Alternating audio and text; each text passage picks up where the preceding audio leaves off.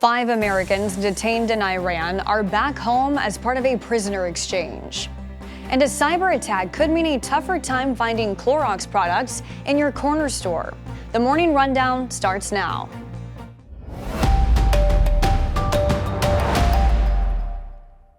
This is Straight Arrow News, bringing you unbiased, straight facts. Today is Tuesday, September 19th. Thank you for joining us. I'm KARAH, RUCKER.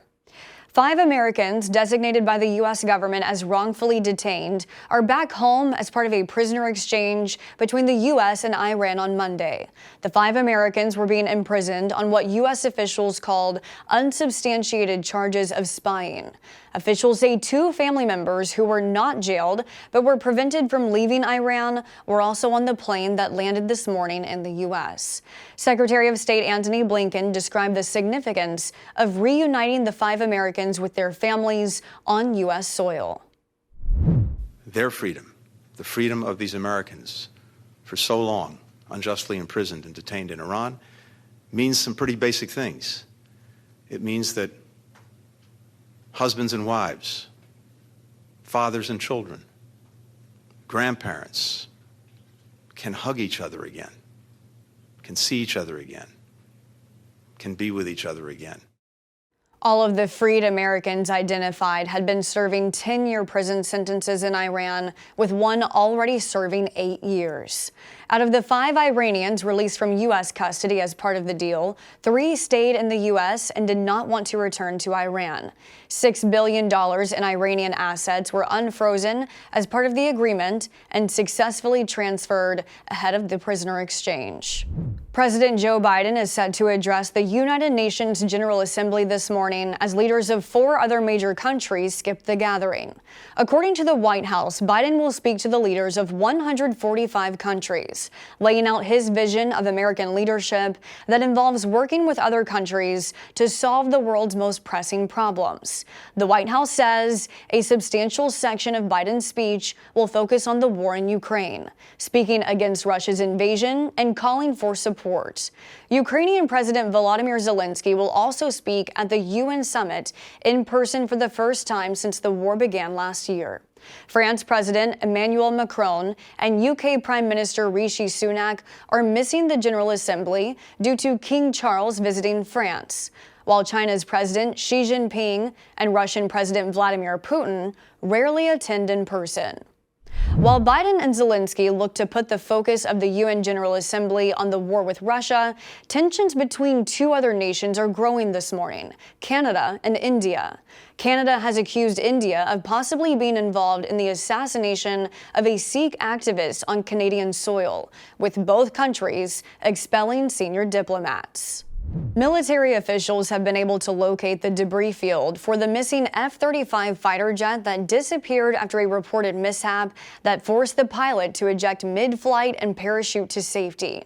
With no one on board, the military lost sight of where the fighter jet landed. Now we know the aircraft crashed into a field in Williamsburg County, South Carolina, about 2 hours away from a Marine Corps base. As the investigation continues, the Marine Corps announced a 2-day pause in operations to discuss aviation safety, citing 3 mishaps over the past 6 weeks. Israeli Prime Minister Benjamin Netanyahu met with billionaire businessman Elon Musk in California on Monday. The 2 discussed an array of topics during a live stream on Musk's social media site X, from anti-Semitism's place on the platform to the controversial judicial overhaul in Israel, how to advance artificial intelligence for the good of the people, and the future plans of X potentially becoming a monthly subscription service.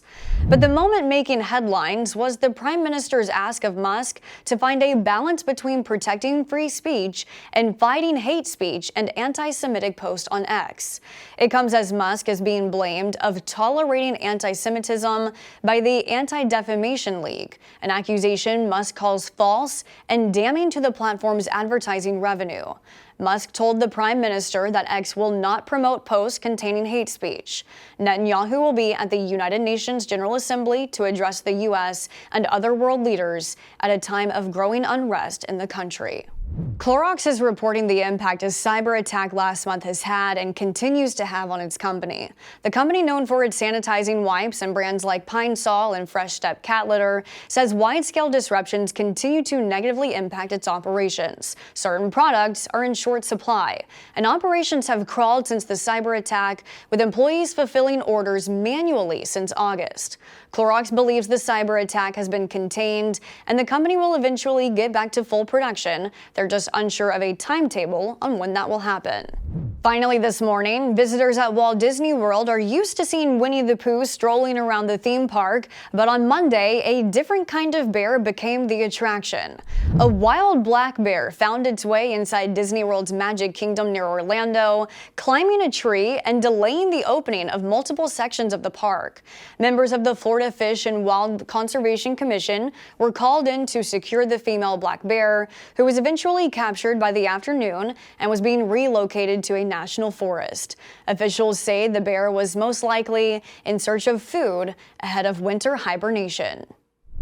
These are your top stories for this Tuesday. Be sure to subscribe to our Morning Rundown podcast to listen to our show each weekday. And check out more of our work at san.com and on the Straight Arrow News app. Unbiased, straight facts, that's Straight Arrow News. We'll see you back here tomorrow. Until then, I'm KARAH RUCKER. Have a great day.